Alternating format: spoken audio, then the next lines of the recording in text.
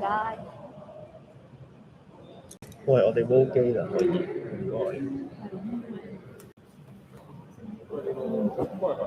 唔該。已經撳咗未開？好啦。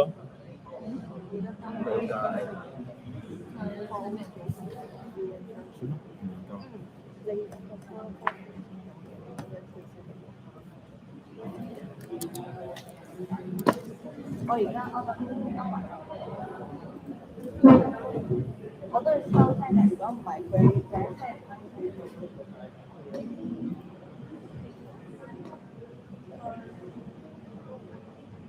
冇嘢啊。唔使。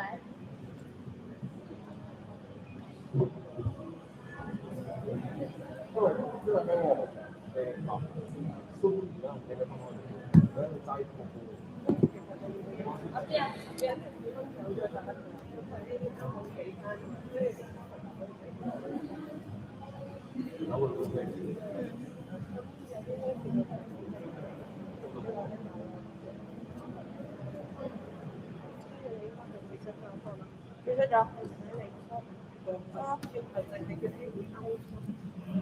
好。你攞咗啊？唔好俾翻我住，我陣間俾你。Thank you。我哋有另一個人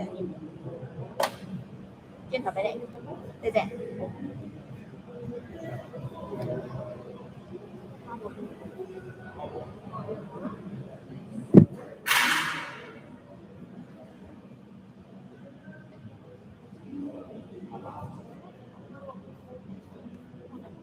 沒嘢。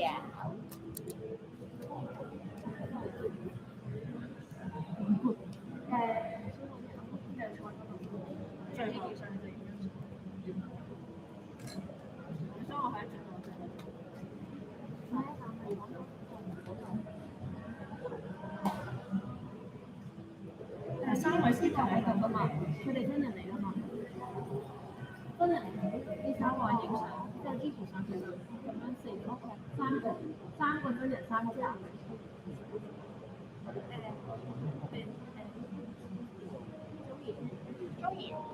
係。因為我哋想要一個 photo，咁就係完咗個 discussion 嗰個位咧，咁跟住咧moderator Maggie 咧就會 hold 住 Walden 同佢啦，同埋 Zoom 嗰3個 speaker。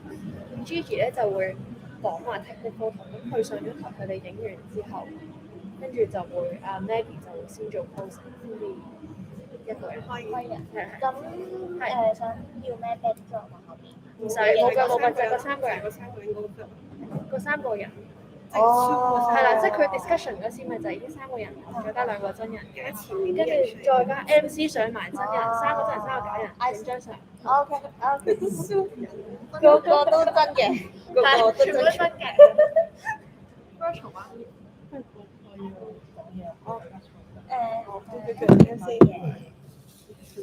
開始啦，1號先。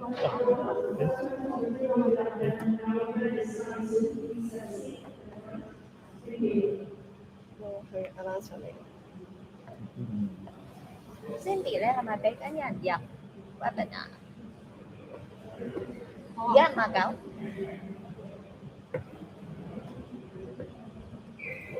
係咪有個曲？咩？唔係我冇我冇邊個喎，因為我哋冇。咦？你冇就得㗎，你開咗就得㗎，你撳 start 就得㗎啦。係，你撳 start 就得㗎。我翻咗我頭先5分鐘前。哦，好啊好啊 ，OK 啊。有冇？我冇啊，我唔會有嗰條令，要另外。我打佢 number 都得㗎。哦，好似入唔到嚟㗎。佢應該開緊。佢好似要配對碼，係嘛？一係就依個。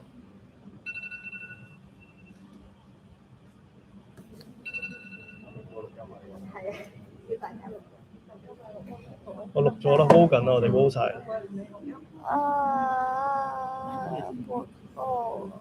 93212。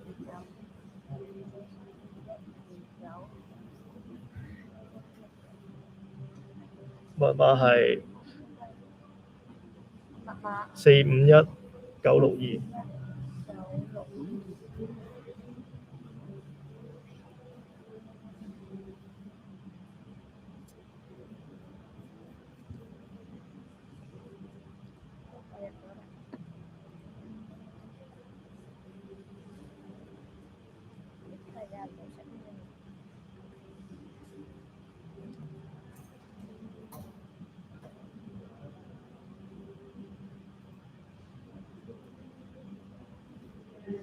部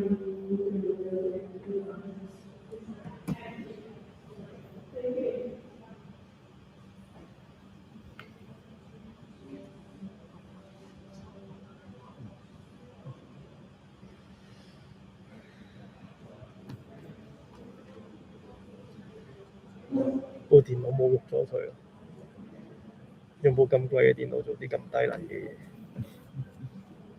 我冇咁得條爽。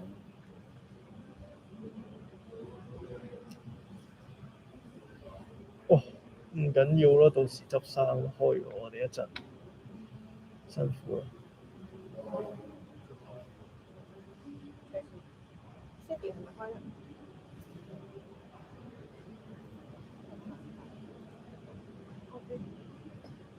俾個 MC 聽。係啊，係啊。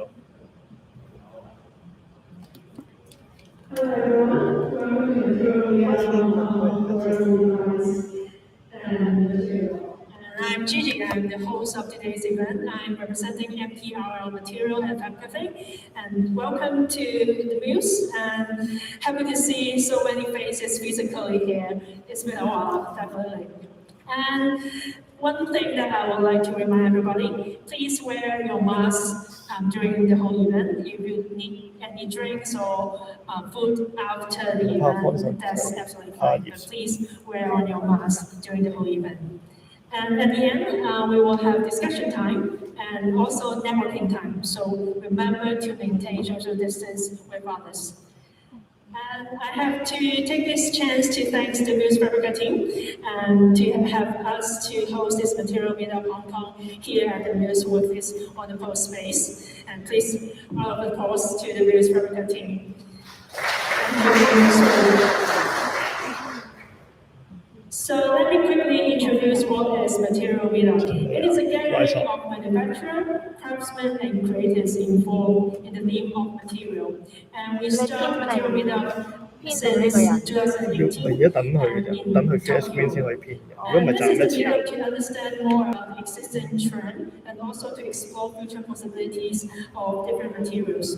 So if you are material explorers, manufacturer, researcher, or maybe everyone, designers, you can. This is the event that you should attend because this is the chance that you can search for new collaborations and projects that's related to material. Or if you have anything that you would like to share, welcome to contact me at the end of this event. And MPR is actually a short abbreviation of material. It is a material design and innovation lab for both creators and manufacturers. MPR works for a variety of materials, from common material to cutting-edge material. And we support companies, research institutes, and local governments in searching different materials and development of new applications and also branding for new markets. Through MPR shops and labs, creators and consumers can test, shop, and process materials on the spot. So about Fab Cafe. Fab Cafe is an open space for innovation explorers who want to collaborate and share and seek for different collaborations. We found in Tokyo in 2012. Right now there are 12 spots around the world. It is a global network, including like Bangkok, Barcelona, Taipei, and stuff. Unfortunately, Fab Cafe Hong Kong is not here in Hong Kong anymore, but Fab Cafe Hong Kong, this brand is still remaining. So today we collaborate with the Mills Fabrica to have different types of events or possible collaboration. So Fab Cafe is a space that can host different events, exhibitions, and community-driven innovation that can be happening in Fab Cafe. So again, if you would like to seek for different collaboration with this global network, please talk to me at the end of this event. So today we're not only having 4 wonderful speakers with us, we also have showcase at the back. If you didn't manage to visit them, please visit it after this event. And we have 2 products from our speakers. One, Nobu's, which is a helmet with LED light. We have a series of shoes from Maggie Luk, which is combining craftsmanship and technology. And we also have the Pulse, which is a smart wearables, which can stimulate muscle and blood flow. And we also have Nono, which is a plant-based sneakers. So please visit them after this event. So now I would like to pass the time to Tim, which will tell us more about the Mills Fabrica. So welcome, Tim. Hello everybody, thank you so much for being here at the Mills Fabrica today. My name is Tim and I'm the person in charge of Africa Lab here at the Mills Fabrica. So just to give you a little bit more information about Fabrica and where we stand in Hong Kong's ecosystem, we are the incubation and innovation arm of the Mills, which is a revitalization project by the Namsham Group that was started in 2018. So the Mill is actually supported by 3 pillars. The first one of them is CHAT, the Center for Heritage Arts and Textile. This is our museum space located on the 3rd floor, just across from us, and basically hosts like general permanent exhibition that focuses on Hong Kong's textile past. So visitors can learn more about like the different techniques and the historical past of the mills here, as well as seasonal exhibitions as well, focused on textile arts and crafts.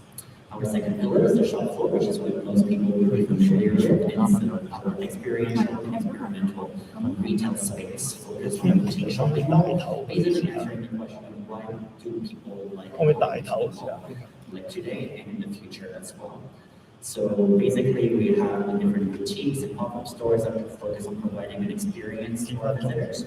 So, for example, people can learn more about implementing their new skills, learn how to cook, learn how to make dress, for example, or some new products that would not be readily available in the retail space. So, for example, pop-up stores from stores that usually would be found only online. And last but certainly not least, the Mills Fabrica is our incubation and innovation arm, as I mentioned earlier. So we are a startup incubator, an investment fund, and we also provide a space for the textile community to come together. So textile being the intersection of technology and lifestyle, with a focus on all companies that fall into fashion, apparel, textile, but also agriculture and food tech as well, and pretty much everything in between. So within that, we actually have space both in Hong Kong and in the UK as well, and we have co-working spaces, our store as well to showcase new products and ideas, as well as Fabrica Lab to help some of their new products. So just to give you a little bit more of information about our Fabrica Lab.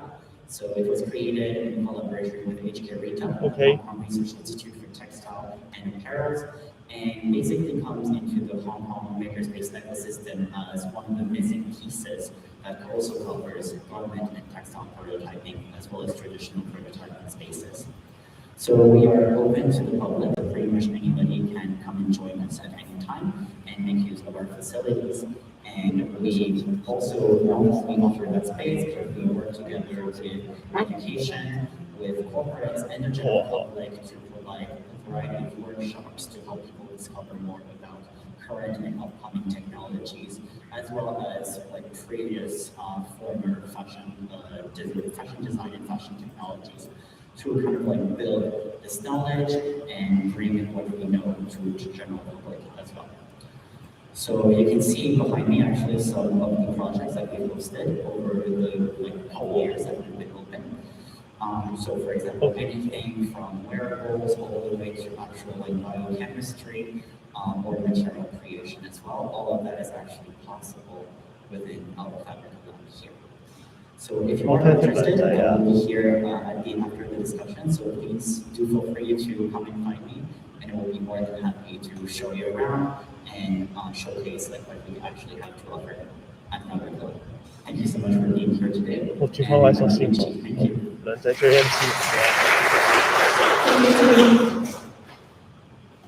So today we do have a really packed schedule, and we will have 4 wonderful speakers with us. And then after 4 talk sessions from them, it will be a discussion led by the Mills Fabrica team. And then 好多人就係 the keep end 住這樣 of the 試 event, 啊， we'll have networking 轉咗阿 time, Peter。 speak to people, make some new friends. So let me quickly introduce the 4 speakers that we have 都 today. share 咗先得。 First, we have Nobu from Japan. He is a haptic scientist and technique of Synesthesia lab. He involved in developing Synesthesia wear, which is this wearable device that has a vibrator attached to the entire garment. Unfortunately, this valuable garment is not able to ship from Japan to Hong Kong, but I believe Nobu is going to go through all the design and all the details about it during his presentation. 邊佢？我唔係。 And next we have Ayato from Japan. Ayato is a shoemaker and entrepreneur. He is the founder of the shoe brand Hanamitsu. This brand is going to challenge to update handmade techniques with technology. And you can see one of their series at the back of the showcase, so please visit it later. And then we have Euwen from Singapore. He is the co-founder and CEO of Mills, a bike helmet brand. He is here to explore solutions to ensure cyclists are being seen and safe on the road. And also you can see 2 of their helmets at the back. Last but not least, we have Walden here physically at the Mills. Walden is the co-founder and CEO of Untitled, which is a robotics and digital apparel company, which will customize jeans by using body scan technology. If you would like to get a customized jeans, please visit Textile at first floor at the Mills. So now I would like to have Nobu-san from Japan to let us know more about his work. Hello, Nobu-san.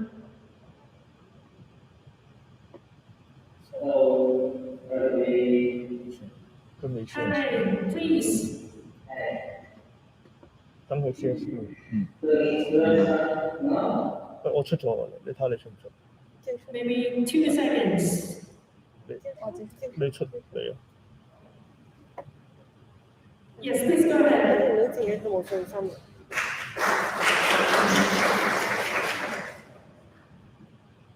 其實睇到佢先至自己搞出啲歌呢個問題。等緊你。拜拜。好，我俾你，俾咗你。OK， 俾咗你。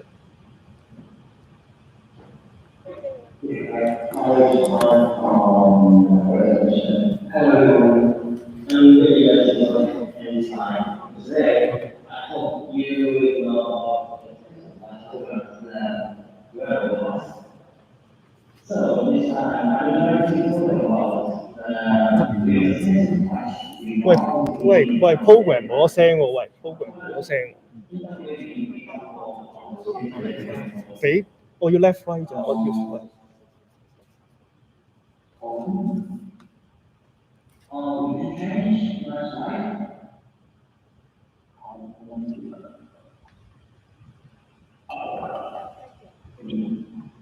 Okay, first of all, let me introduce myself. My name is Euwen.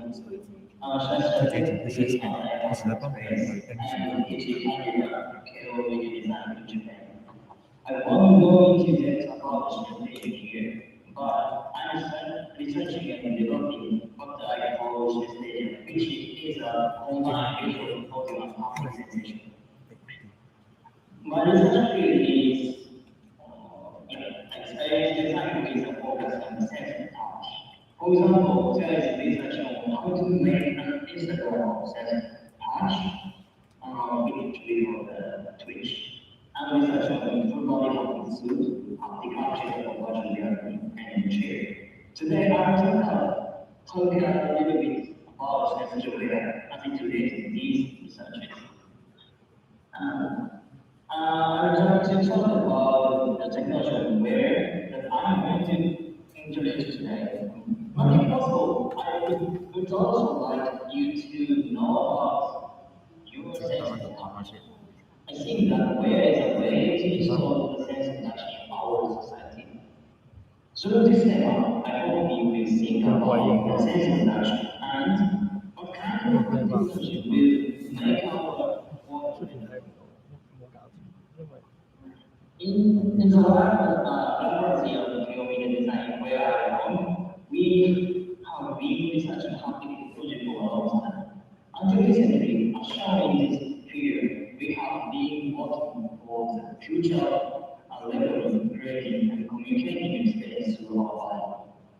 Synesthesia wear, which I will introduce today, is a part of these activities.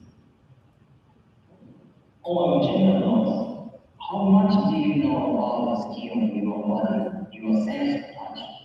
Despite the fact that the sense of touch is a really interesting sensation, but it is not being explained as a general education compared to the sense of sight and hearing.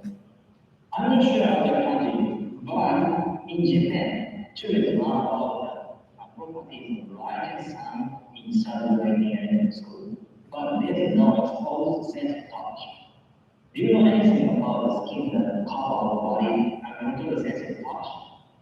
Do you know that the sense of touch makes our daily life more comfortable? So it absorb a huge amount of information every day. I would like to introduce about some cases related to the power of sense of touch. As you may know, the common here, having a newborn baby in your arm gives a baby the energy to live. It is also said that touch and experience are very important in child growth. Another example, have you ever felt a pulse in your heart able to your own touch? We use our entire body to feel not only skin, but also to feel the body's emotion. In addition, under the influence of COVID-19, the term skin hunger was born. We are coming to recognize the importance of having a sense of touch who can just be focused by being in the same place without communication. This is strong of the sense of touch, and sense of touch is getting more focused under this circumstance. And after COVID-19, our attention is now focused on acquiring new society. The example of Facebook's metaverse, harnessing the digital screen and special computing, safety and intergenerational society. In this future, they say, we will live in both the real world and inside the world. At the time, it is easy to imagine the contribution our sense of touch to sense intangible material, people, and some information in the exchange. Here, we develop a haptic wear for metaverse and intangible material. How we should be.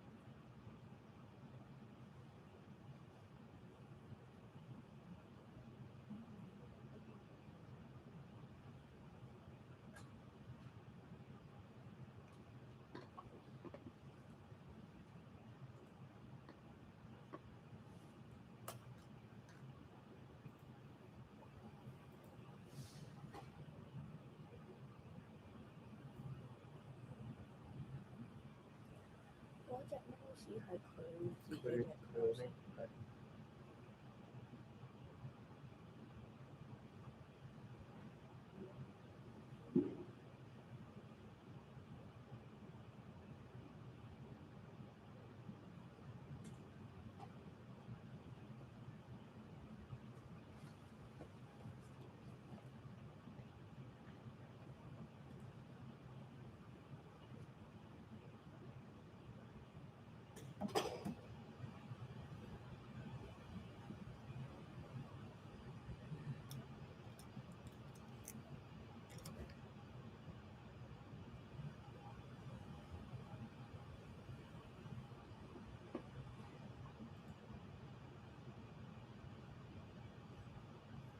So, Synesthesia wear uses two-dimensional signal transmission technology, which enables several novel futures like portable fitting clothing. And initiated movements in various haptic feedback and the customizable haptic module designed to suit the needs of each user.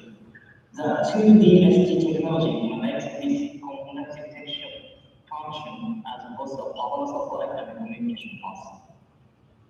We also designed the haptic module for rendering haptic feedback. Haptic modules store various types of haptic data in memory.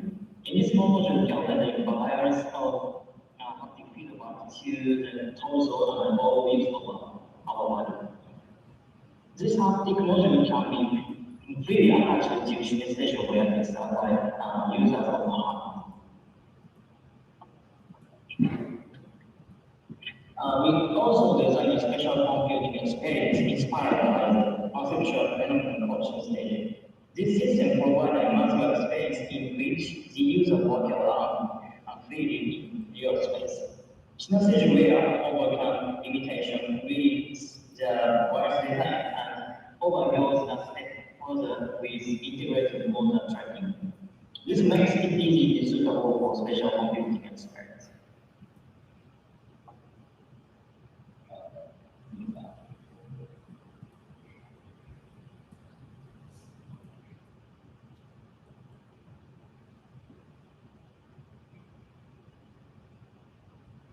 As you can see, the virtual object goes through the Synesthesia wear, and the people feel their hand when touch the virtual object.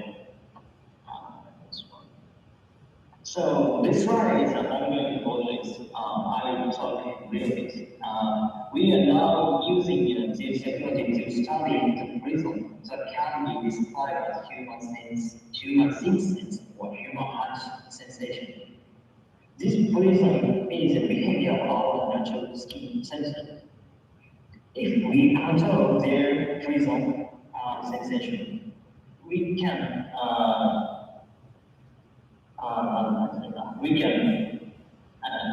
use that cellular our daily life. So we are now working on existing these two sense intangible materials, people, and so information is sharing patients. This research is in development right now. In the near future, our work will be overlaid with concepts like metaverse. And there will be more and more intangible material, people, and information in our world. At the time, we believe that the augmented body will allow us to live better our life. That is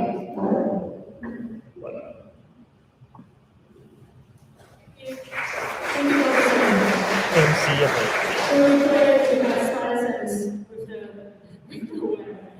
And now I would like to introduce Ayato from Japan, and there will be a translator in Japan as well. Actually, Nobu-san and Ayato-san, they are both at Material Tokyo right now in Shibuya. And now please welcome Ayato-san. 咁嚟啊！佢未啊？佢未開啊？佢未開。唔係未開，冇玩。OK。OK。Hello everyone. Hello. Hello. It's a great pleasure to come this group. Today I want to speak English, so I ask Yoshi to translate for me. Okay, I will be the translator for this presentation.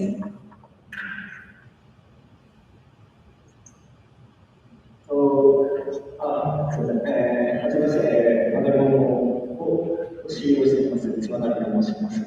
よろしくお願いします。It's very nice to meet you. My name is Tsumagari Ayato, and then I'm the CEO of a company called Magari.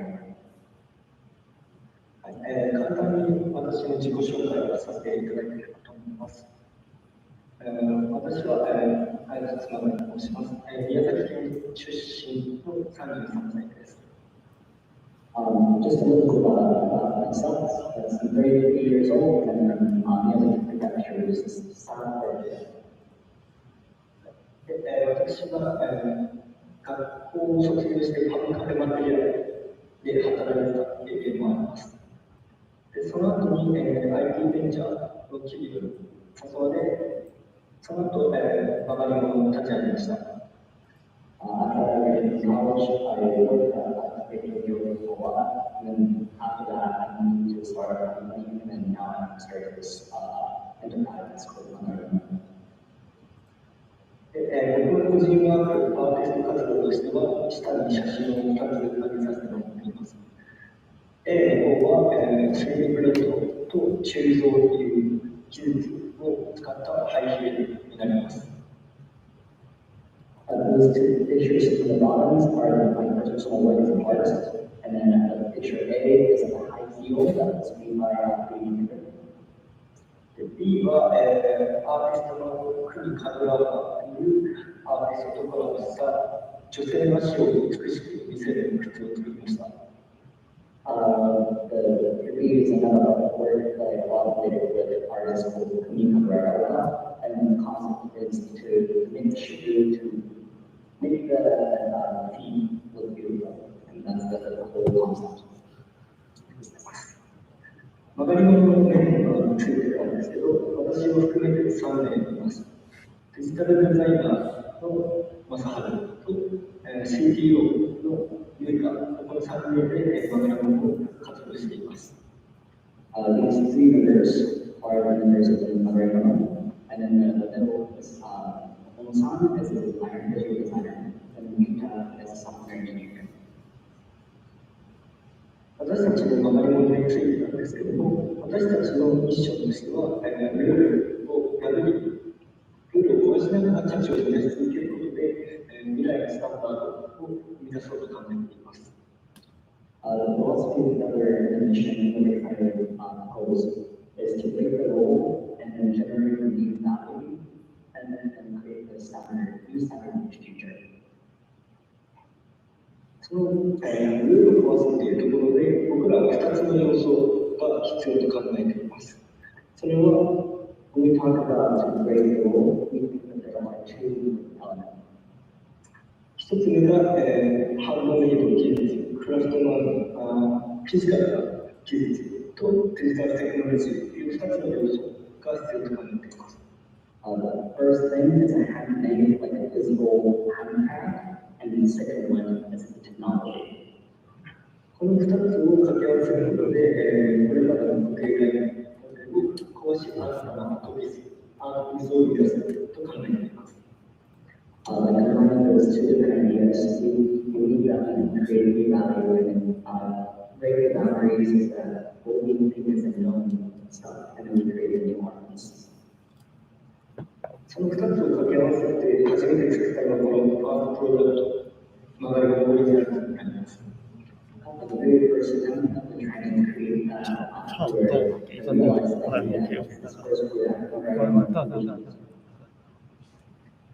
このデザインモチーフが雲を持つ不定形の形をソウルのデザインとしておりました。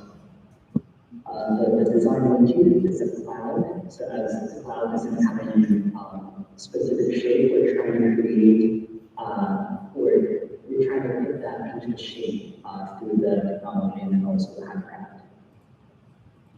これは 3D プリンターでしかできない形だと僕は思っています。On top of that, what we're trying to emphasize is that this shape, this very unique shape, is only possible by 3D printing technology. このリリースに合わせてビジュアルムービーを作ったので、こちらをご覧ください。We created this visual concept movies. Please take a look. 「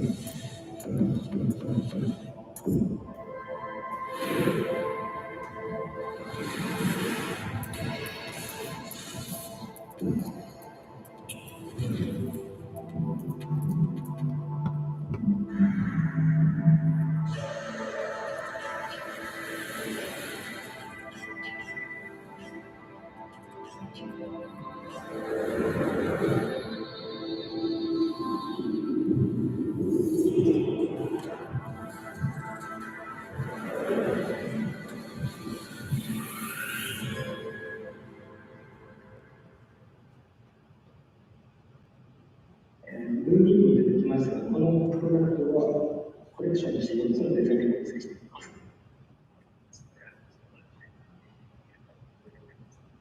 一つ一つ雲の名前をつけています。ไม่ยาวต้นกล้ามัน私たちは 3D プリンターの持つ端材を出さず、一つ一つ作れる技術とクラフトマンシップ、フィジカルなものづくりを使うことで、プロダクトができました。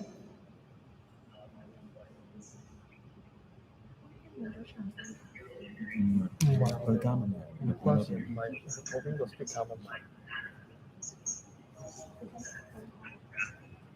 Sorry, Yoshi, we lost your audio. Can you speak? Thank you. I apologize. By utilizing the 3D printing technology that doesn't really generate material waste, by combining that technology with handcrafts, we're trying to create new values through this product. 本来の靴作りでは、プロセスの時に端材だったりとか、ゴミが出てくるんですけども、そこを 3D プリントを使うことで、端材、ゴミを生まないプロセスと私たちは考えています。Speaking of the waste material waste, originally it is inevitable to generate some kind of waste in the original or the usual way of making shoes, but using the 3D printer, we are trying to minimize, we're actually trying to make zero waste through the creation process. 本来のベースの靴作りはこういったパーツから作られていて、一つ一つのパーツを作る上で、やっぱりゴミだったりとか、端材が生まれています。So, I'm trying to elaborate a little bit more about the waste, but usually when we try to make shoes, there are like 3 parts, and then for each part is different kinds of parts, and then like creating these different individual parts, it is inevitable to create or generate some kind of waste material. そして、アーツっていうところで言うと、すごくたくさんのパーツを必要として、今のスニーカーだったりとかが出来上がっています。So the usual sneakers or shoes that we wear, it requires a lot of different parts to put it together. So therefore that's going to create decent amount of waste throughout the creation process. そこで私たちが作った曲がり用にするためには、これぐらいすごく少ないパーツで構成できています。But in contrast to that, what we're trying to do through Maggie is that, as you can see, there are a lot less parts consistent than one shoe. パーツを減らすことで、大規模な工場を使わずに社内生産、私たちで組み上げることができています。By minimizing the number of parts, we don't have to rely on a huge factory to create the whole manufacturing. We can actually create the whole creation process by ourselves. 私たちは靴が抱える音だったりとか在庫っていうところにやっぱりロストが出てくると考えて受注生産っていう方式をとっています。販売方式。We also think that there's a risk to have a huge inventory to sell the shoe. So we can only accept some orders and then create original. For each order, we create specific numbers of shoes. 私たちはこの靴を作ることで2つの価値を見出しました。By creating or releasing the shoes, we knew that there are 2 values that we launched or released to the world. 1つ目は社内生産を可能にした在庫を持たないスニーカーの生産を可能にしました。So we made it possible to have the in-house production of the shoes, and we don't have to have a huge inventory, possibly with no inventory. もう一つ目が企画にはまらないリッチなユーザーへのアプローチが可能だと思います。We also think we made it possible to reach out to a niche target of users. それが一つ目なんですけども、作り方、社内生産が可能になるので、この写真であるZOZOマットでは、健常者向けにサービスを行っていますけど、僕たちは、このZOZOマットでスキャンできるというところは、足の形状に課題を持っている方に対してアプローチできるのではないかと考えています。To address that a little bit more, by making it possible by this in-house creation and production of shoes. For example, the ZOZO mat, the initial target of that user is those who don't have any problem with the carrying walking and also the physical fitness of their feet, but we do believe that it is possible to reach out to those who have unique shaped feet by utilizing our production and those technologies. で、あと、社内生産を可能にしたことで、大量生産を必要としない販売チャンネルにも対応できるようになりました。We also believe that we don't have to rely on mass production selling channel anymore. 例えば SNS で今個人で販売しているブランドさんだったりとか、いらっしゃると思うので、例えば今、ファッションとか靴という商材を取り扱わないという商品も出てきているので、僕らそれぞれに靴を提供できるのではないかと考えています。So, for example, the emergence of social network services and these are some of the individual influencers. We think it's possible to have them their own shoes or to have their own selling channel. 例えばですけど、私たちはフィジカルなものづくりとフィジカルなものを作る技術を掛け合わせる、そしてアップデートさせることで、靴が本来の固定概念というのを崩し、そしてそれを未来が当たり前にすることが僕たちのプランだと考えています。So once again, we're trying to achieve here is that I combine the physical handcraft skill set and also the digital technology. We're trying to create a new bunch of shoes, and we're trying to create a new movement in the future. これは靴だけにとどまらず、他のアイテム、社内他のプロダクトにも応用が効くことだと思います。And we also believe that this isn't actually limited to the shoe itself, but we also think that we can apply the same ideas of similar ideas to different fashion items within the group. この写真にも挙げていますが、一番左の 3D プリントで作るというウェアとか、for example, on the left side are the access that is generated or created by the printer. 椅子というところの中で作り方っていう固定概念を変えることで、こういった表現まで変えるような可能性も出てくる。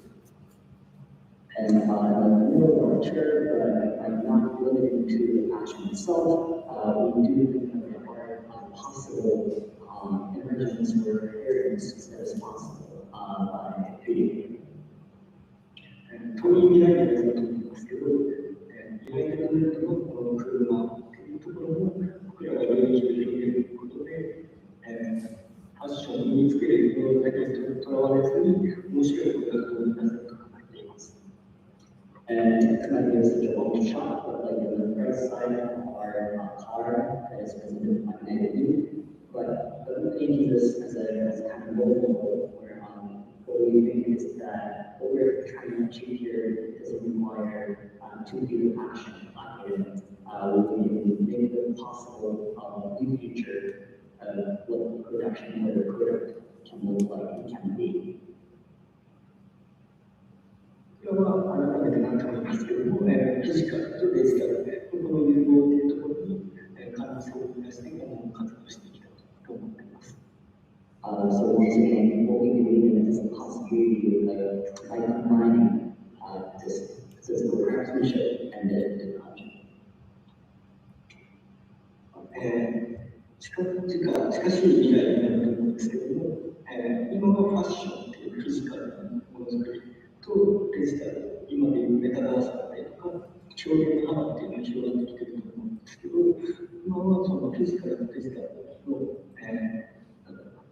壁があると思って考えていて、そこを僕らが駆け足でやって、フィジカルからデジタル、デジタルからフィジカルっていうところを、基地を可能にできるようなデザインの進行を僕らは作っていきたいと思っています。So the way that we're trying to create teams is that we do think that there are similarities with the wall in between this digital technology and physical craftsmanship. But in the near future, we're trying to create an organizational team that would make it possible the communication and transition between this digital world and physical world as seamless as possible. 簡単ですが、僕らの活動をちょっとご紹介します。左の、何ですかね、出るかな、ミニタアルティザンっていう会社とのコラボレーションになります。I'd like to talk about a little bit about our systems, and on the left side, it's called Meetup Design. このミートとのコラボでは、子供たちが絵をスケッチ、デザインを描かれたものを僕らが 3D プリンターと靴を作れる技術っていうところを応用して、実際に履ける靴っていうのを制作し、子供たちがそれを履いて歩きました。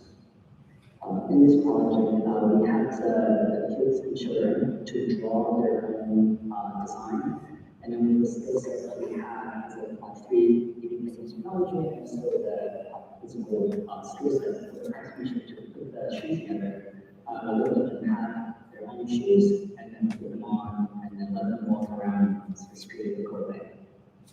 もう一つのカラフルの3の方は、ヘラルボニーという会社とコラボレーションさせてもらいました。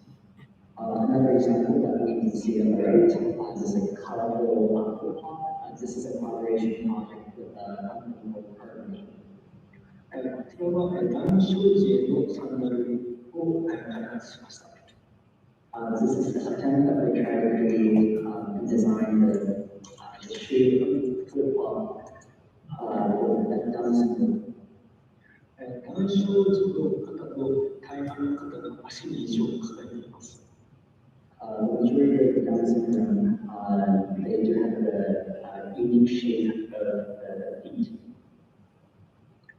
課題を抱えることで通常の靴を選ぶことができないので、僕らがデザインすることで、その子たちでも履ける楽しさと選ぶ楽しさっていうのをこのプロジェクトでは社会的に出しました。With that, physical challenges, they often have a hard time finding their favorite shoes or have a simple experience of finding their favorite shoes and wearing. What we're trying to do, what we did is by implementing this technology, we let them have this freedom to choose what they like and then wear. このサンダルでは、インソールを子供の足を実際に 3D スキャンして最適化させたものを作っています。In this project, we 3D scan those patients' feet, and then we have that mobile data as a user's data, and then create a 3D model, and then print it out. まだこちらは、シークレット案件になりますけれども、ファッションブランドと今コラボして開発しています。This one, it's still confidential, so please do not take any photos, but this is coming up, and we're collaborating with some fashion brand, and then we're hoping to launch it and release it in next winter in January.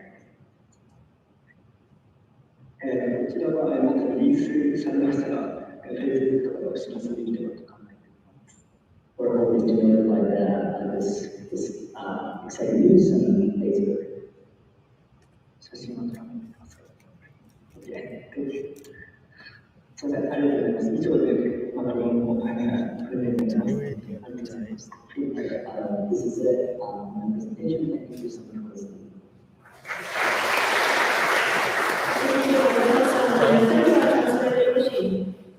So, please take a very close look at Maggie Luk's shoes at the end of this event. Is at the back. You can see one of the series of their shoes. And now let me introduce Euwen from Singapore, who is the co-founder of Mills. Please welcome Euwen.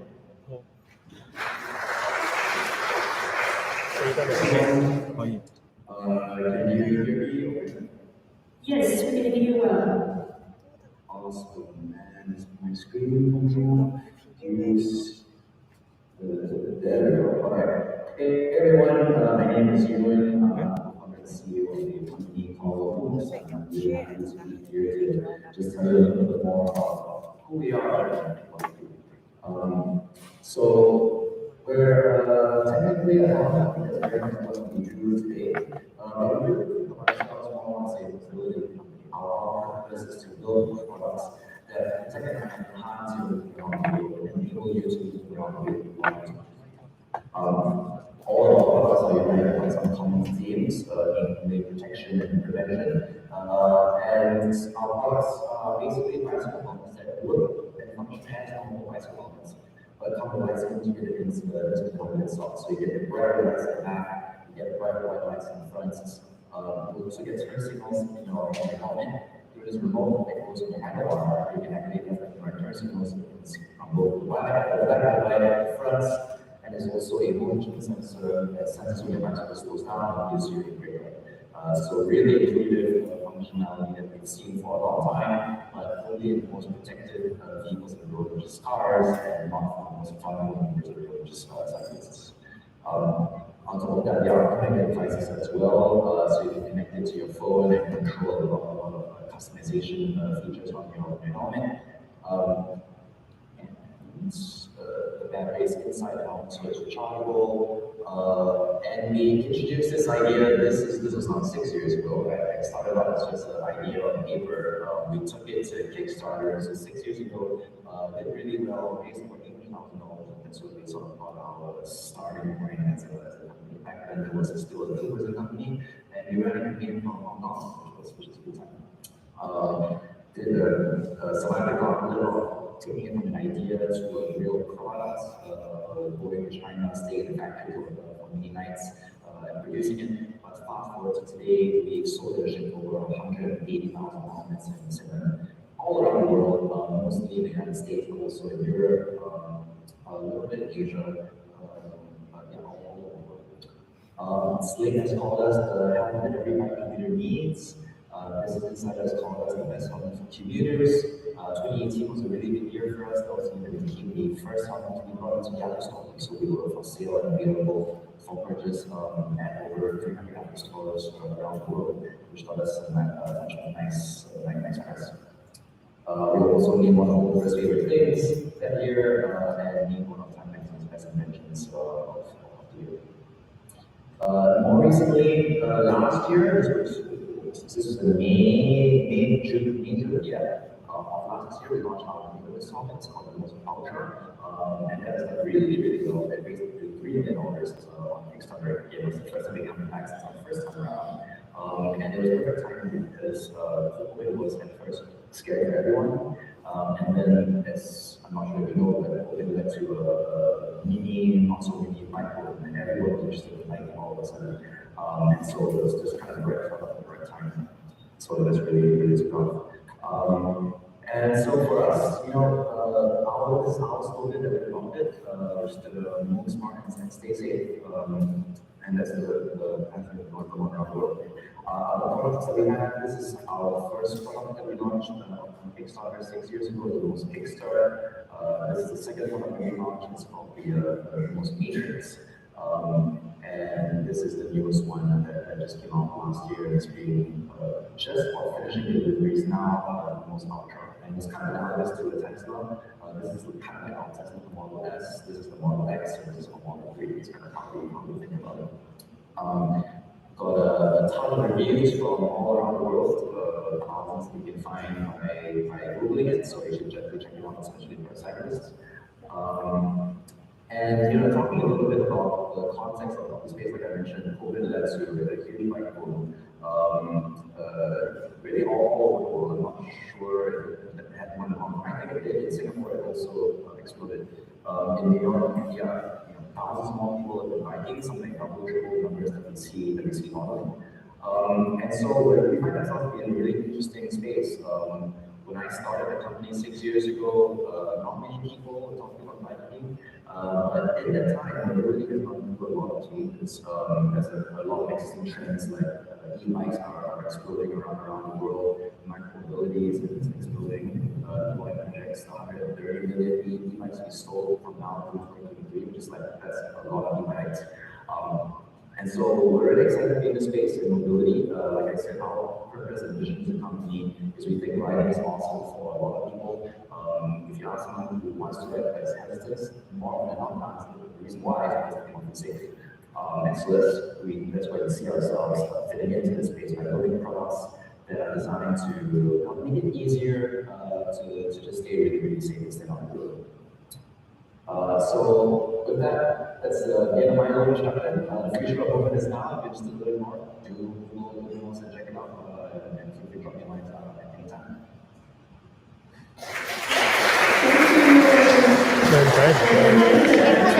We will have at the back, so please go have a look at the end of this event.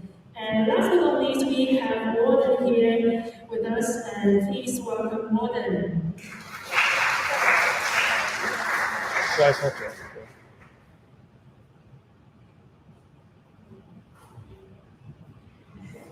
Hello, my name is Walden. It's great to be back.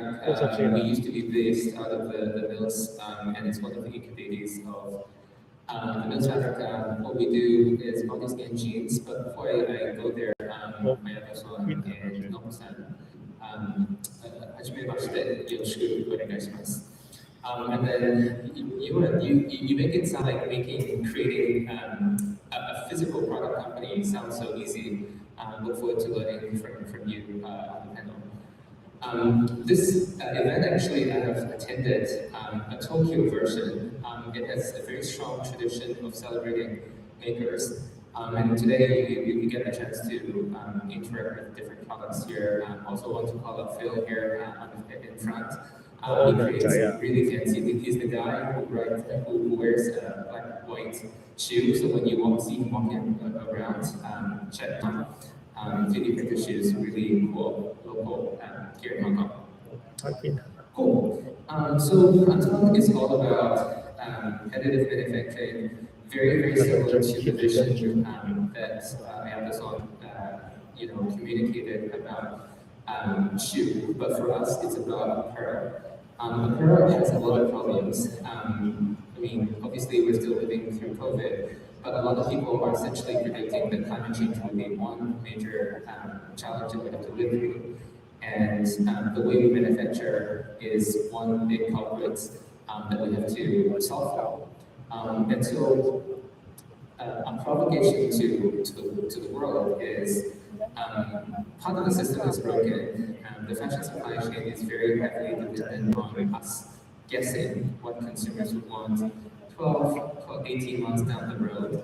And in the process of doing that, we produce a lot of excess products. One statistics that you might not know is out of 100 pieces of garments that are produced, actually 15 to 20 of the garments end up in the landfill without being worn or sold, just because it's very hard to predict, 12, 18 months from now, precisely what consumers want in one style, in one SKU, in one color, size option, right? And so inevitably, you have to throw some garments away. And one funny fact is, the more expensive it is, the more likely it will end up in the landfill because they don't want that to be within the system, and they can't justify, the price difference of, oh wow, you're spending hundreds of thousands of dollars on this piece, and you can end up having a free product. So our provocation to the world is, what if every single piece is created on demand? And we will only produce when there's a need for it. The very first product to the market is custom denim jeans. We've heard a lot of pain points from end consumers saying, hey, it's really, really hard to find jeans. I don't know if you've this experience, but typically I walk in a store, I have the intention of buying a pair of pants. I typically end up coming out with tops, like t-shirts or a long sleeve, never finding the perfect pants that I look for. And so that's why we started with denim jeans. We have a customization process here where you can customize one of four core styles, like anywhere from a very skinny to like a wide leg pair of jeans you can choose. On that foundation, you can also choose waist height, hem length, stitch color, so it's all fully customized. And then our process involves a 3D body scanning process. There are a lot of body scanners in this building. I can count at least 4 body scanners. If you don't have access to the mills, it's actually, within this room, we have over 200 body scanners. It's in your pocket. So with the Face ID enabled phone, you can actually do body scanning anywhere. It's a 10-second process. And then we create on demand. Customers generally receive the jeans in about 2 to 3 weeks. And Ayato also talked about like going into the digital world, going out of the physical world. The technology today is actually pretty good, like in terms of being able to visualize what a garment would look like. So within our process, we have the capability to be able to create a render. So we can create a bottom rendering before the physical products are created, because even if I say skinny jeans, it probably has different connotations of what that means for different people, right? And so we can actually do this on the avatar that's generated from the scan before we create the physical product. So that way we can bridge the subjective expectation of, oh, this is a skinny fit on my body, so that we can really drastically reduce return. At this point, over 90% of the customers, when they receive the jeans, they will say, this is perfect fit. And then the rest, it's a small tweak or alteration will solve the problem for us.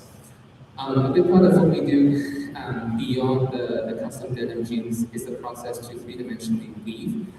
So beyond 3D printing as a way to additively manufacture, we've spent the past couple of years developing this 3D weaving machine to be able to build a pair of pants from the ground up directly from yarn. With this machine, we can produce a pair of pants within 8 minutes. One of the drawbacks with 3D printing is it's generally a bit of a slow process. This is one of the products that we've created out of this 3D weaving machine. One of the really cool applications of the 3D weaving machine is that right now, when you have a pair of pants, it's the same fabric, right? When you're manufacturing this fabric, you don't know where that's going to end up on the body. But when you integrate the scanning process with the 3D weaving process, now we can talk about really cool stuff. Like you can use different materials, use different weave structure, and to notice what he talked about, haptics and using conductive materials and fibers that have thermoregulation functionality or connectivity, then this becomes a completely different piece of garment where it now has a wearable functionality to it. Last but not least, we are a very mission-driven company. Carbon abatement is central to what we do. So we do a lot of life cycle assessments on our products.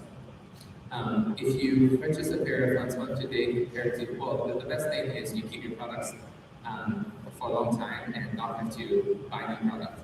But if you do have to buy new products, that's why pair of jeans, they save about 42% of carbon emissions compared to otherwise off-the-rack pair of jeans, just because we're not dumping garments in the landfill and we're using low-impact fibers. And then if you're interested, we are on Tsumagari.io. You can access us through an app, and then we're also on the Mills and Central. Thank you so much. Look forward to the conversation later.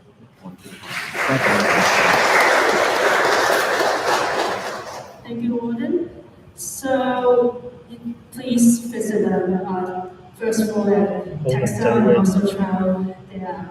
And the next section will be panel discussion. So before we start, I would like to get everyone's, whether you're online or offline participants, we'll have a Q&A section at the end. So feel free to ask us questions at the end. And also for online participants, if you have any questions for our speakers, please send your questions on Zoom. Thank you.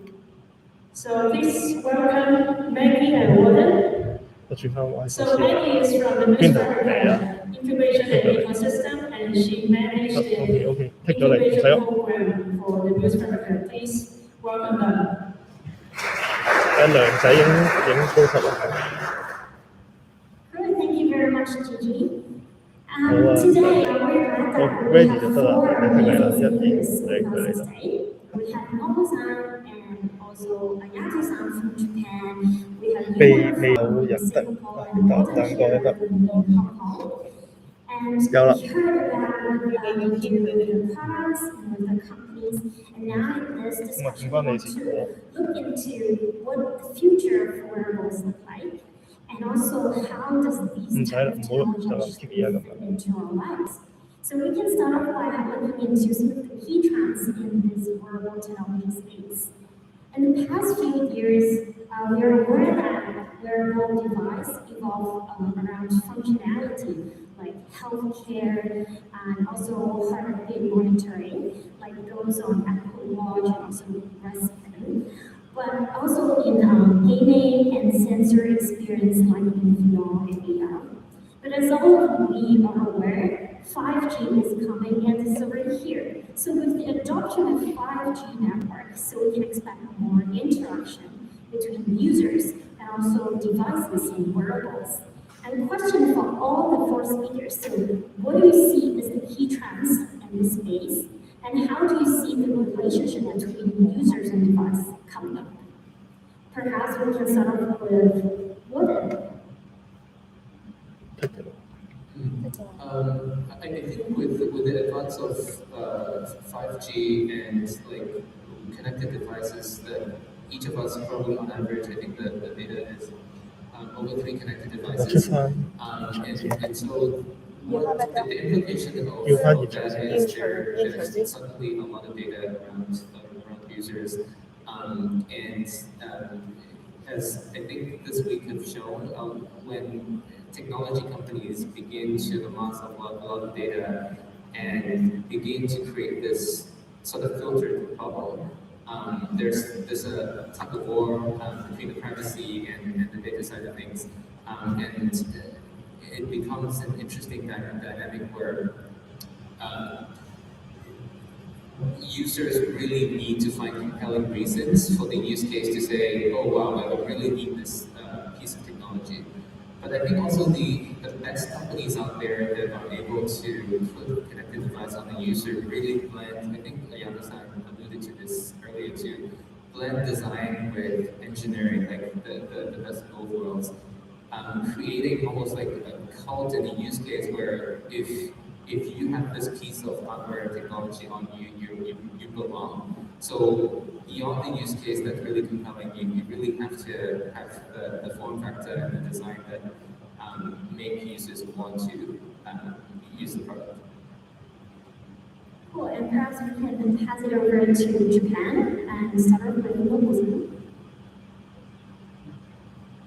on the key trends. Yes.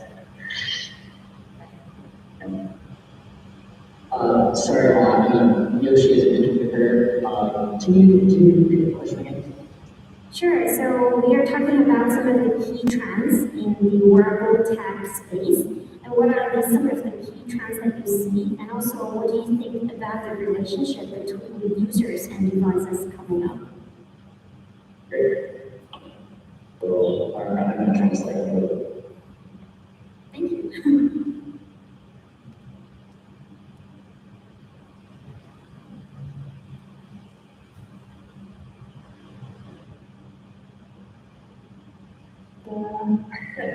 So really good question. So in this case, mine is based on how to design a set of it's not that we design device.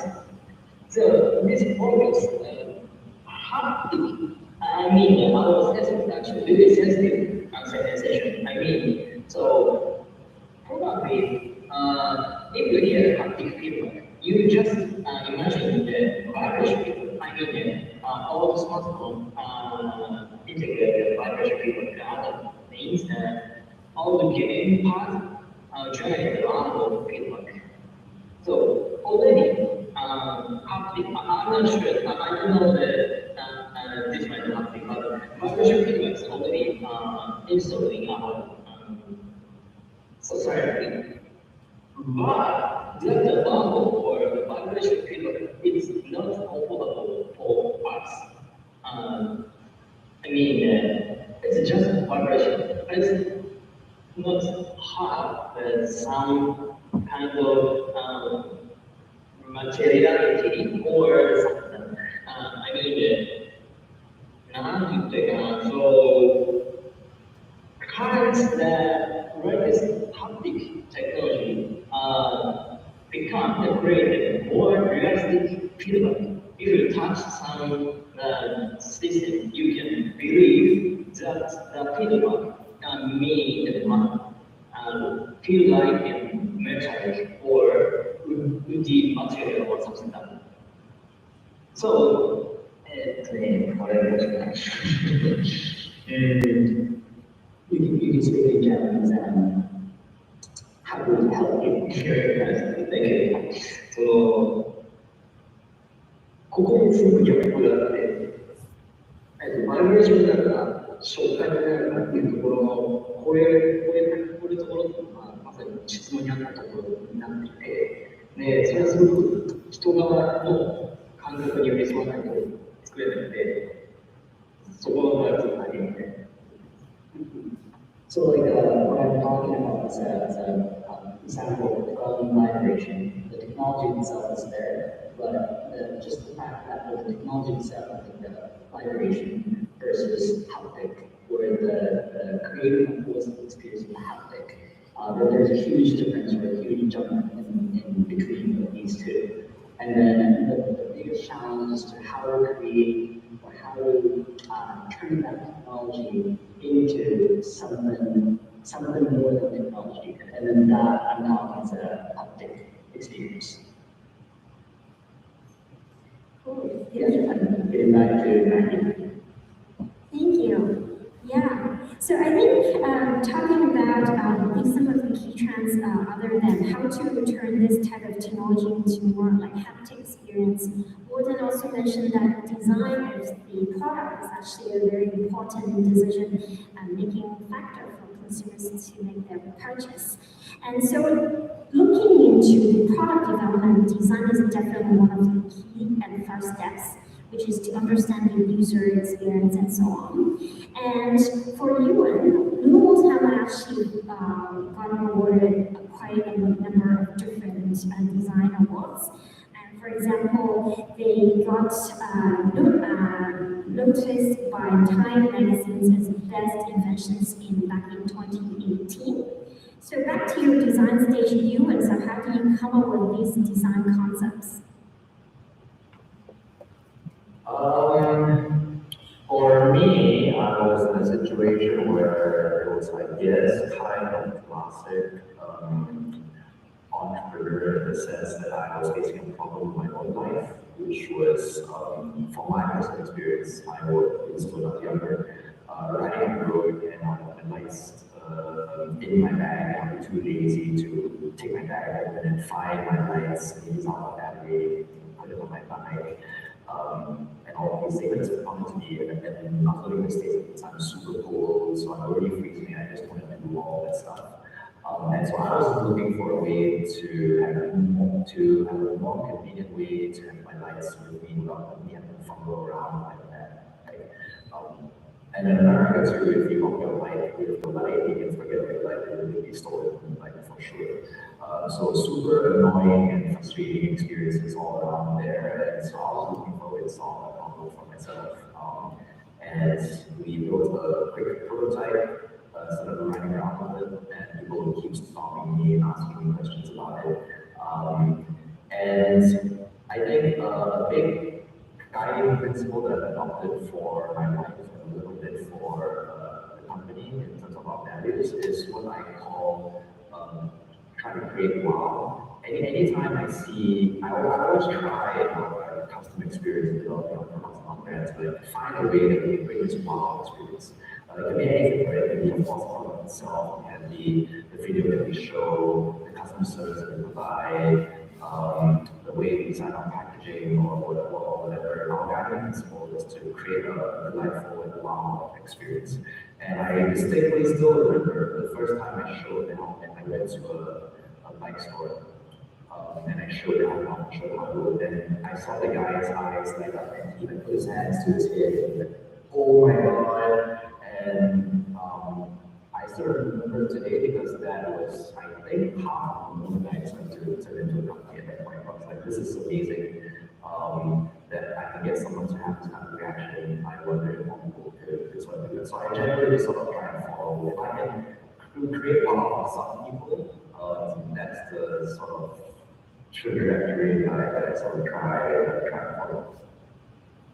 As always, you kind of make sorry, just to jump in a little bit with the question. You always make it sound so easy. So like I think what you're describing is the core first step, the early adopter that has a functional pain point, they can resonate with this.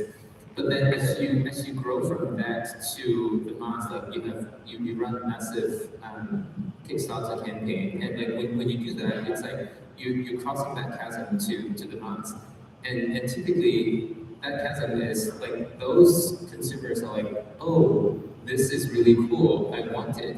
Like nobody really needs an upgrade from iPhone 12 to 13, but it's like this is cool, I really want this. And three, how do you think about the original design and the functionality and creating desire from that? Yeah, that's a really great question. I think it's something that all of us sometimes are struggling with in some level, right? I was thinking about this earlier today, actually. I think, so I was looking at these questions, and I feel like the internet has made it a little bit easier for a lot of entrepreneurs to get started. Like, for example, for me, it would have been very impossible for me to start my company the way I did without Kickstarter, without the internet. So with the internet, with Kickstarter, I was able to find a group of people in a group 6 hours straight to give me money to get the company off the ground, which is a revolutionary idea that was incredible and really amazing. So it makes it easier for us to get started and find the first early adopters, and I'll say go to, I don't know, something like 10 million revenue, something like that is like very more achievable with the internet. But then go to the next level of companies like 100 level, I feel like it's gotten harder really, because in the past, pre-internet world, it's hard to get started with this like 5 or series or something to bring your product into 5,000 stores or something. And be like, oh man, we've got huge, it's basically $1 billion revenues right there.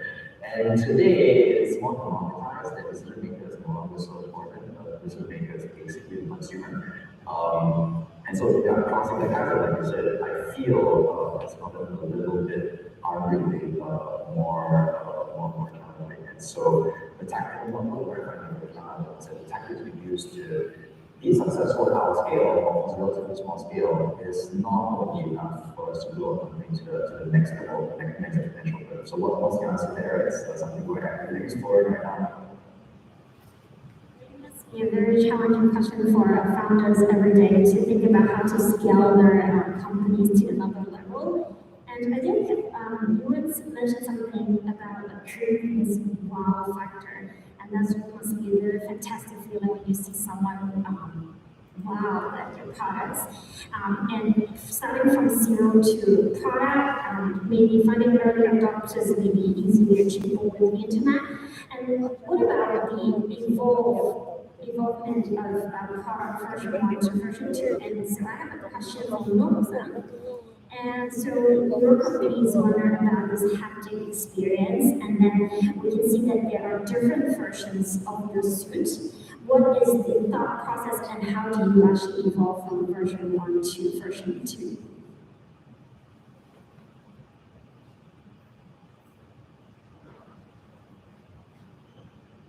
Good question. And this time, already you know that haptic media is ongoing and new started advertising at the time. So everybody don't know practically like how to upgrade their device or design themselves. So in this case, we just try again. So really dirty way, but create this bloody prototype where the complex everybody discussion, and after that we update and create a new topic framework or change the shape of the suits. And try again. So basically, but yeah. Now we try to find how to design, how to apply the business and using it for the company menu. Must involve like quite a lot of like trial and error, producing different versions of prototypes to move forward. And then that actually brings us to the production process of the product. And question for particularly Ayato-san and also for Walden. So both of your products actually involve 3D printing and 3D scanning. What do you see as the advancement in the 3D tech space? And can you share some of the experiences, like how your company actually performed, for example, now versus some years ago? Do we want to pass it over to Ayato-san?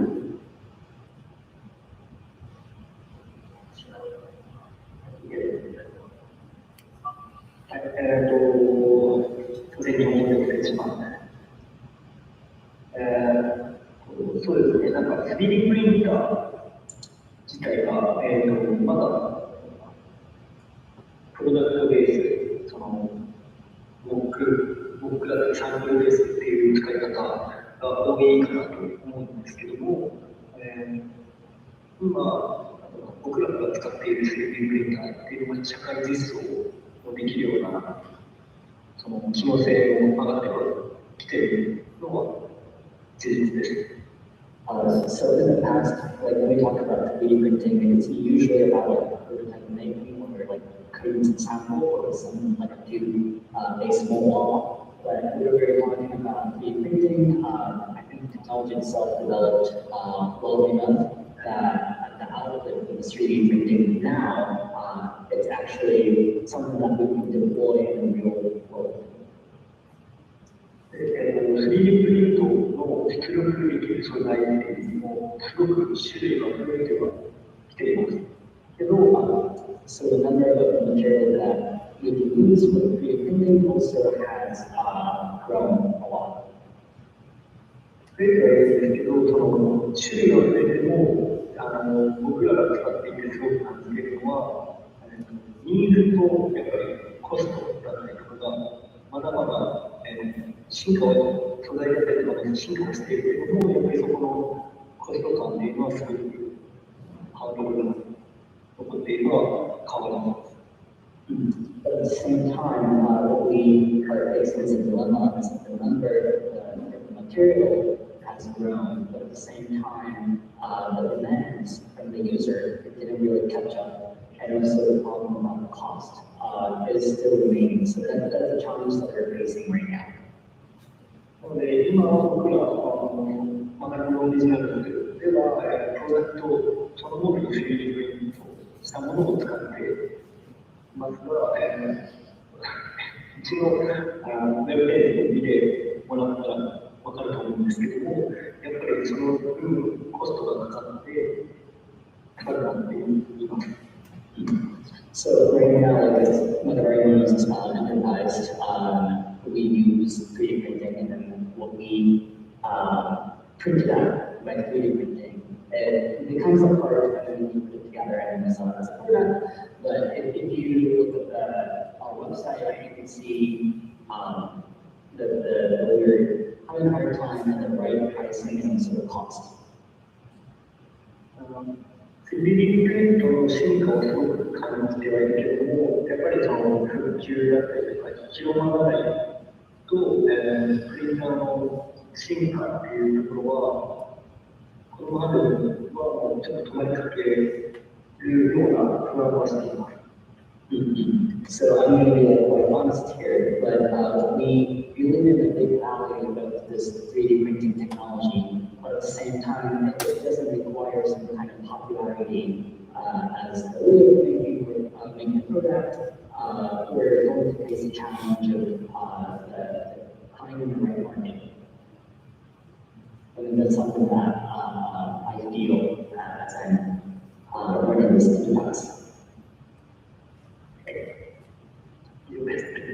Alright, that's all. Yeah, thank you very much, Ayato-san. Thank you, Yoshi-san. And that's really must be a very challenging moment for entrepreneurs to think about like the balancing between the price and also the cost. Is it something that you can relate to, Walden?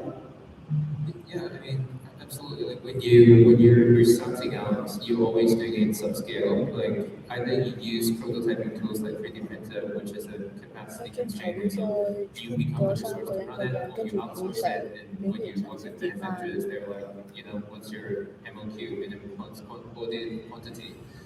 And at that point, you don't have any negotiation power, and so you can either take a loss on the product and have a completely different business model, or you pass on the high cost to the end consumer. So,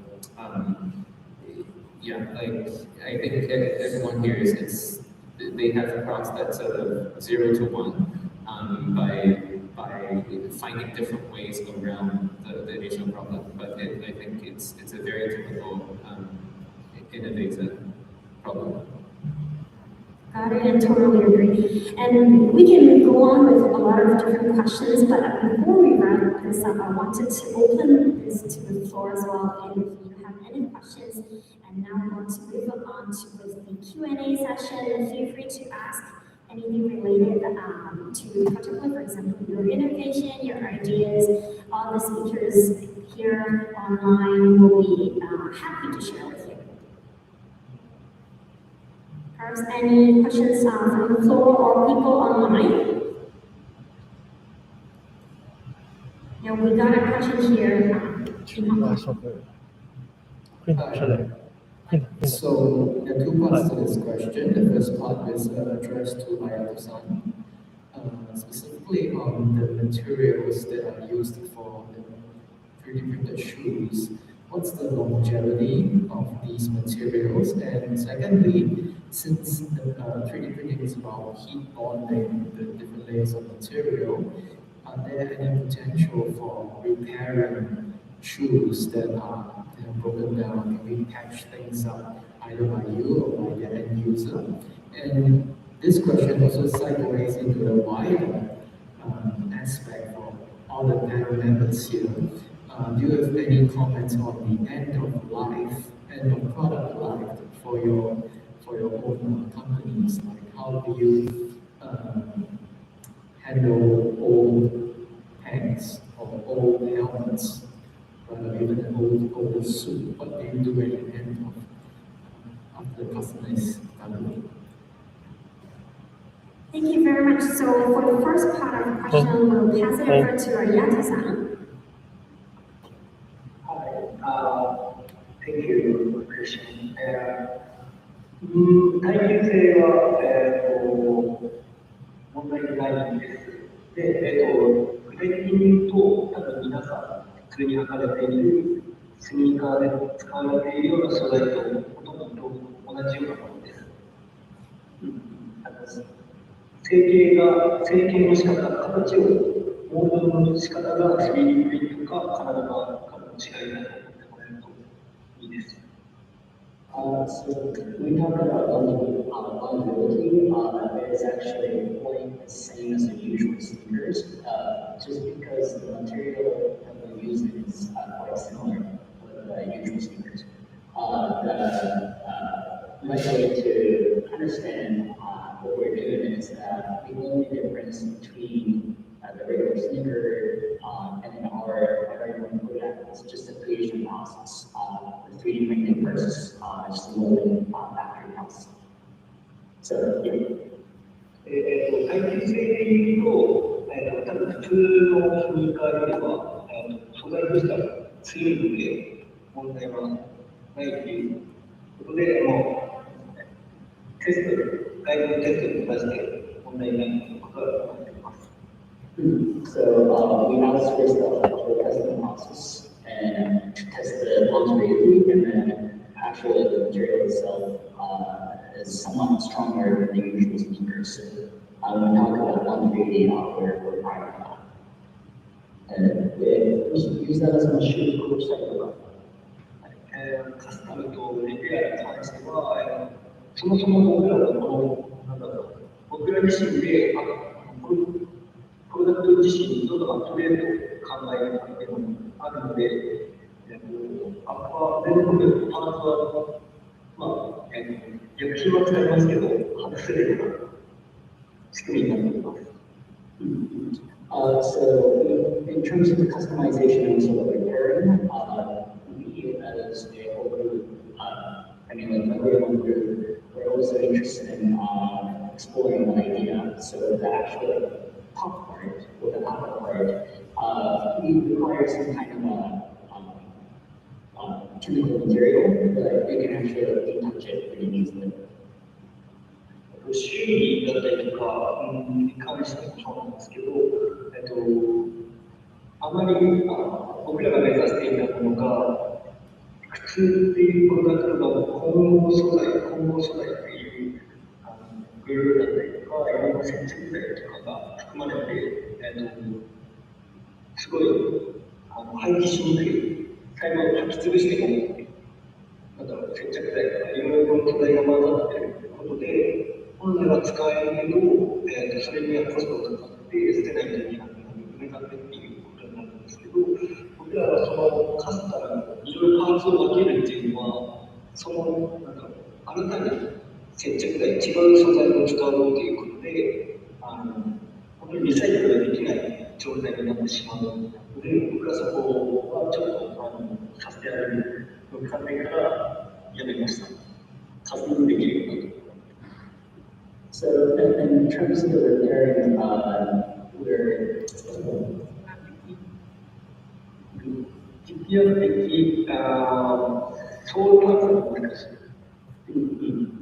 so the long sole part, it is hard to do repairing, but the challenge that we're facing and we're facing is the shoe itself contains a lot of different kinds of materials and various different kinds of materials to glue. So it is hard to dispose. And then, so to some part, we make it repairable, but to some part, it is a that kind of challenge at the same time. このプロジェクトではそこの観点はちょっと止めてたんですけど、僕らはもうちょっとモジュールがすごいパーツを分散させて、それの接着剤を使わない組み立て方っていうのも今、開発しています。So what we're working on is to develop a way that we can require any glue to put it together, and then by making these different parts as sort of like a module, and then we don't require using glue so that it is easier to dispose. But yeah, that's what we're trying to work on. そうしたら、ユーザー的なパーツを作れて、そこをカスタムするようなことができる。So if that creation process isn't possible, I think it's going to be possible for the users to print out the parts by themselves or do the whole customization process led by the user. That's what we're trying to aim for. And that's it. Thank you. Well, thank you, Ayato-san. And then moving on to the next question that was raised is about the end of life of the products.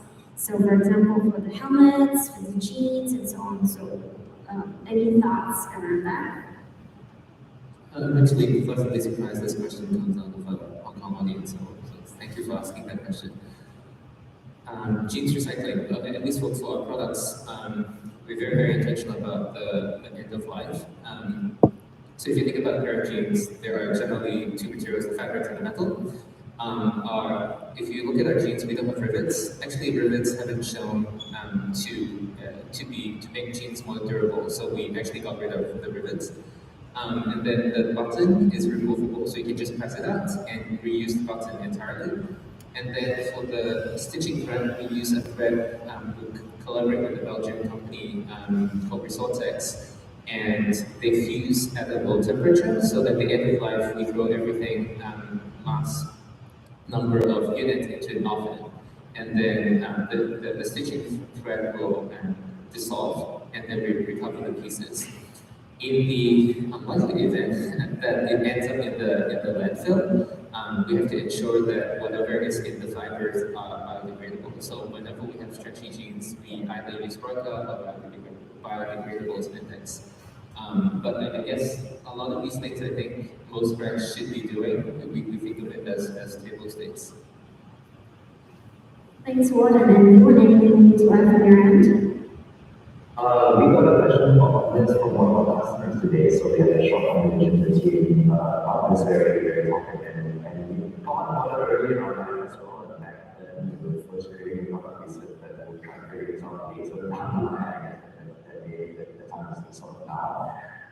For outlets, it's challenging because the nature of the product is that it needs to be very durable and protected. Because if you get it to crash, it's supposed to break,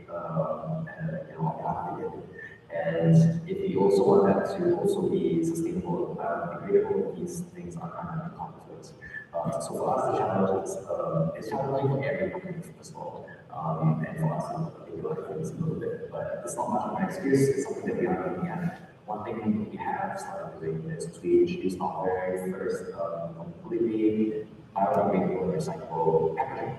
That's something that we can, the packaging is sustainable. So we have to do that more. But I think a lot of companies are working on sort of green help, and we hope to be participating in that as well. Cool, thank you. I think we still have time to take for I think 2 more questions. Yes, we got a question here in the last one. Hi, hello. So I think that for startups that maybe showcase their products on Kickstarter, I feel that there are some users that would maybe buy into it because they believe in the mission themselves, and like if it's like sustainable in some way or believe that it improves society, they can relate to it. And then there's also some users that want to buy it because it has that wow factor, that it's interesting and they want to show it off to others. And I think that many of the products we're seeing today have these two things, like the wow factor and the like sustainable or impactful metric.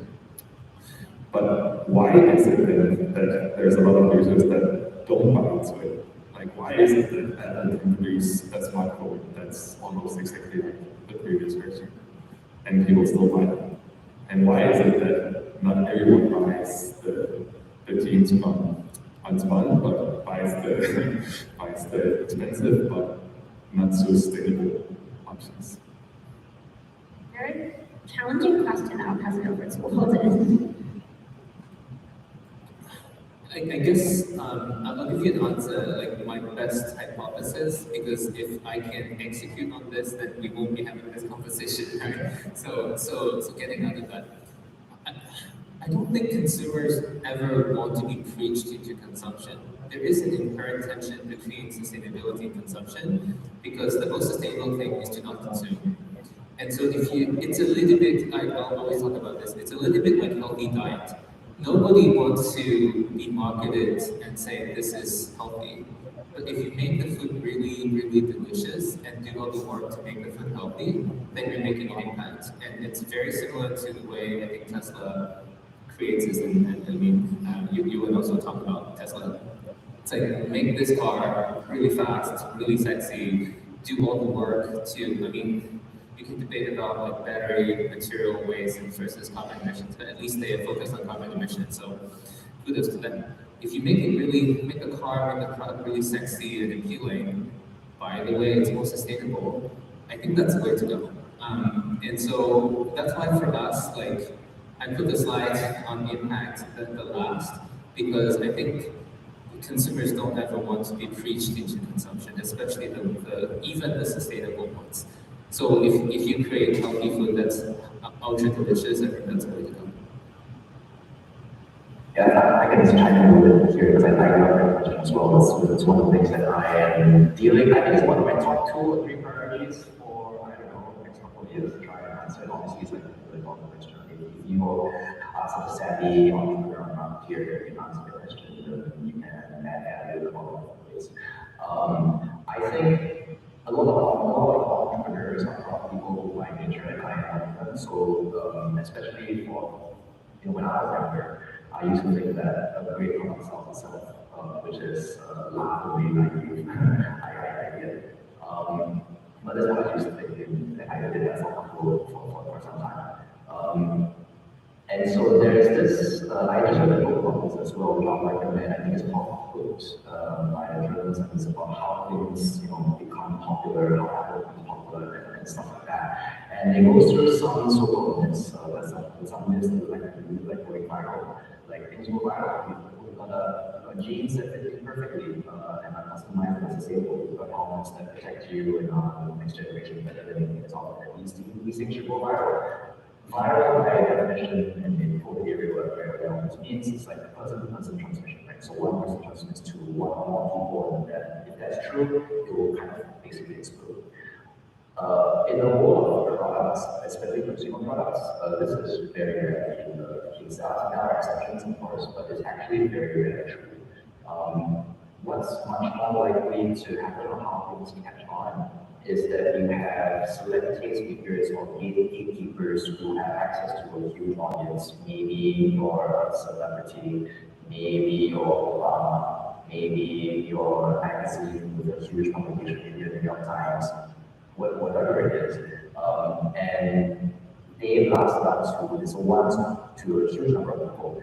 And the product and idea is good, then from there it catches on and needs something on virality. But you generally, at least in the history of things, can't expect to hit mass adoption without having a couple of key tastemakers and like doorkeepers, distributors on your side who are invested in your success and want you to be big. Basically, insurers, people who are promoting you and bringing stuff like this. And that's kind of where companies like the Mills comes in. And that's why we have a good set of investors or a good set of people who are invested in their success, who know the right people. These things actually matter greatly. I would agree, pure gold. It's like very sad, cruel, but yeah, completely 100%. Thank you very much, Walden. And perhaps we'll take the final question from the floor and from online as well.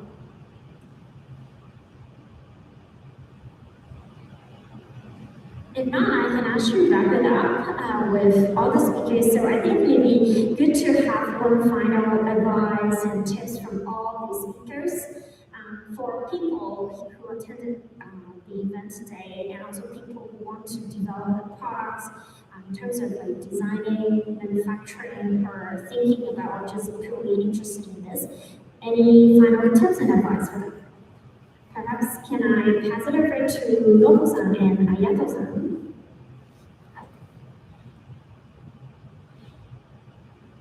Hi,僕です。ありがとうございます。僕自身は、そうですね、靴っていうプロダクトを通して、もっと、なんですかね、靴自体は大きいブランドが、2、3個あって、その靴を皆さん書かれていると思うんですけど、やっぱりまだそこは、可能性を言い出しているから始めているようなものなので、やっぱり起業を始めるっていうところは、大手だからとか、ちっちゃい個人しかいないから、じゃなくて、やっぱり可能性っていうのは、技術だけでもないし、仕組み作りっていうところが一番面白いと思って僕の会社にしたような感じなので、僕自身も最初は技術っていうところから可能性を導いて動いてありますけど、皆さんはもっと技術だったりとか手段もそうですけど、目的を持って最初に始めるっていうのが一番。僕自身も起業家っていうところになってしまうんですけど、その目線で言うと、そっちの作りたいものっていうのは、どうやって世界を変えたいかっていう可能性を仕組みを持って立ち向かってもらえれば一番正しいのかなと思っています。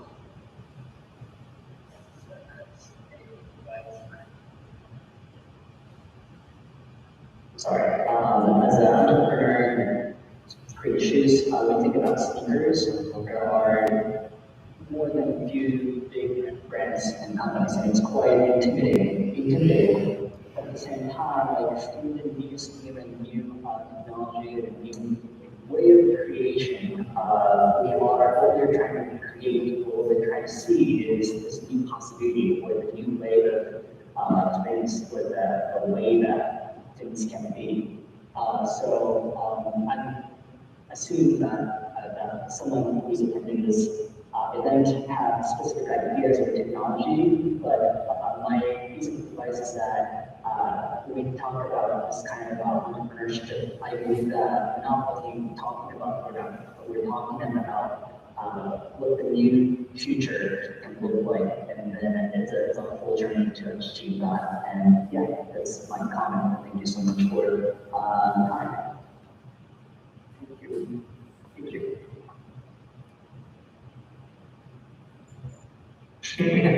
Sorry, it's like confusing with Japanese.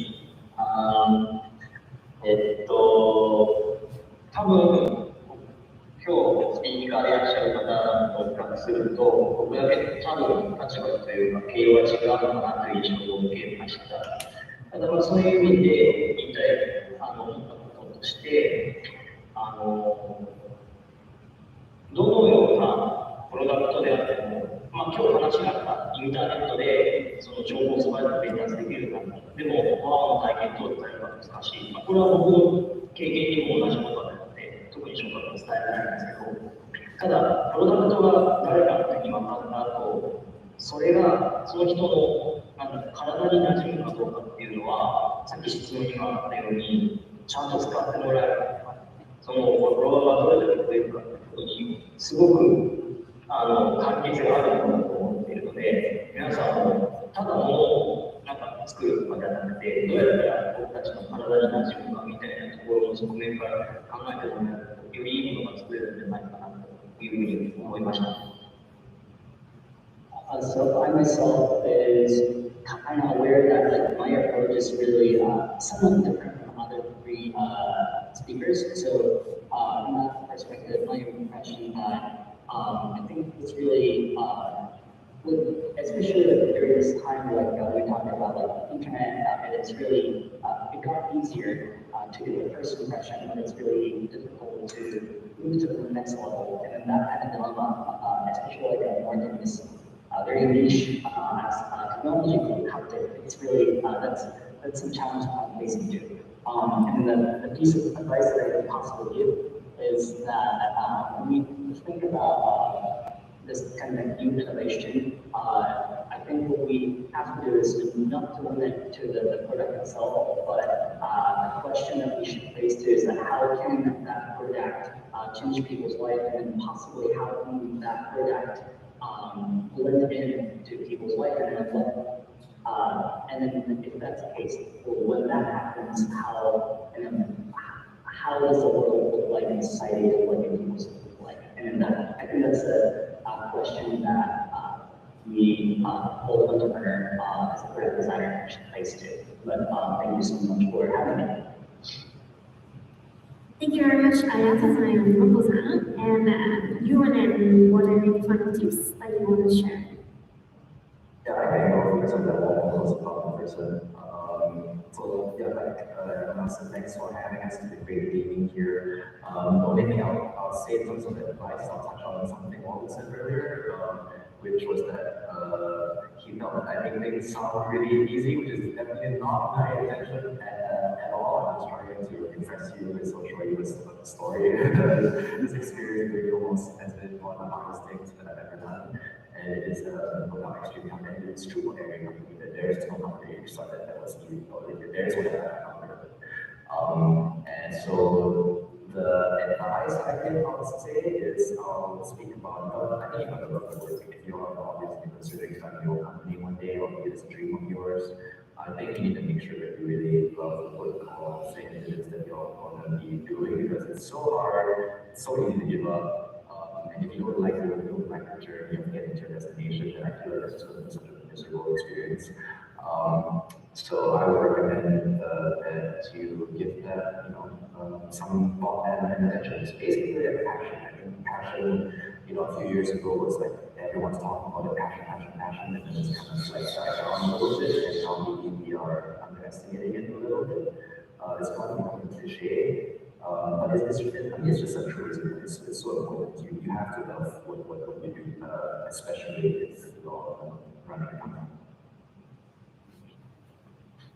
Thank you. Yeah, I think I would echo that, and then I think maybe the nuance I would add is so in startup you need to grow. In order to grow, you need to iterate, and with the companies that we have today, about using a physical product to iterate, the iterating cycles are generally slower, and the mistakes are more costly. They are generally more expensive, and so if you do decide to start a company that's based around a physical product or a physical experience, to what Euwen said, I think find those voices that can keep you going. Maybe it's a customer giving you a positive feedback about, wow, you're changing my life. And have this mental model to be able to dial down the naysayers which do not serve you, and be able to selectively dial up and dial down the voices that you need. Sometimes you really need to hear the negative voices, but you check in with your mental state. Okay, like today I can take feedback, or like the other day I really just need validation, and be very explicit about what you need, I think, day to day. Thank you very much. Thank you all for amazing speakers with us today. And of course, thank you for all the participants who are here and those online for your participation. And if you're interested in going deep dive into the design and manufacturing process, we have a lab here. Feel free to reach out to us, and then we can introduce anything to you. And I think that's a good wrap for today's panel. What if we take a group photo before we set our speakers?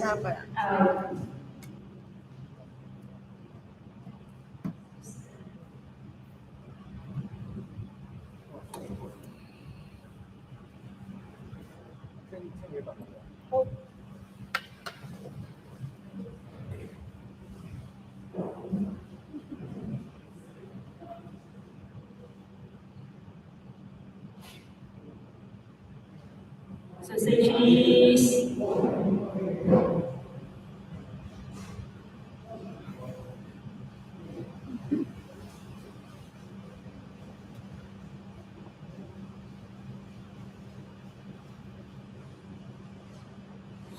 Thank you very much, and again, a round of applause for photos.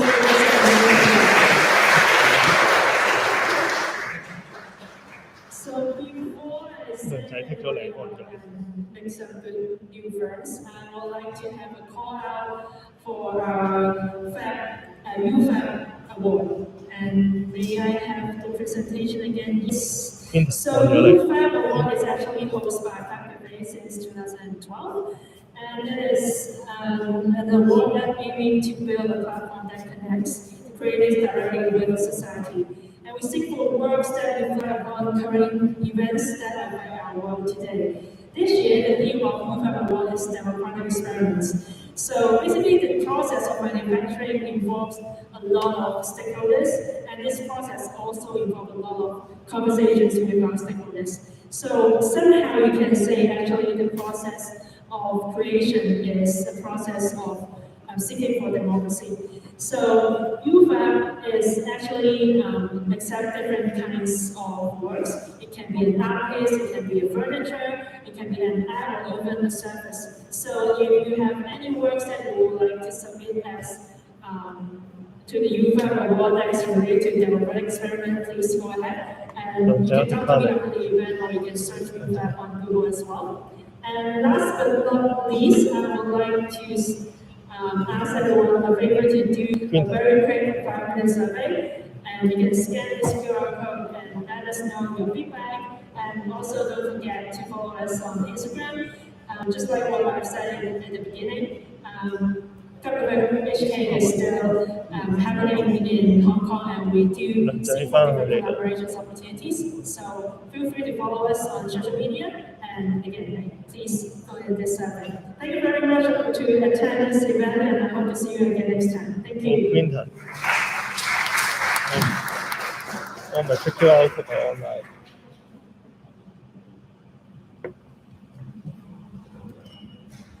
要俾 model 我唔係啊，我話係咪出 online 啊？出咗。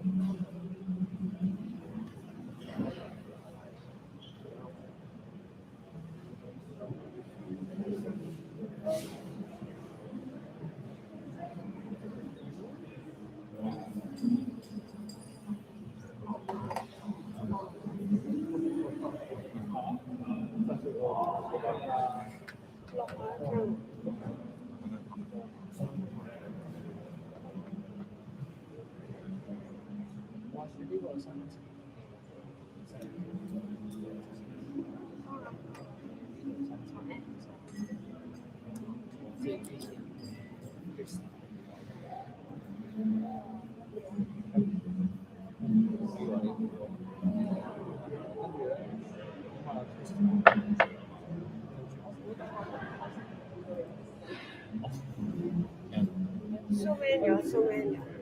cut 啦。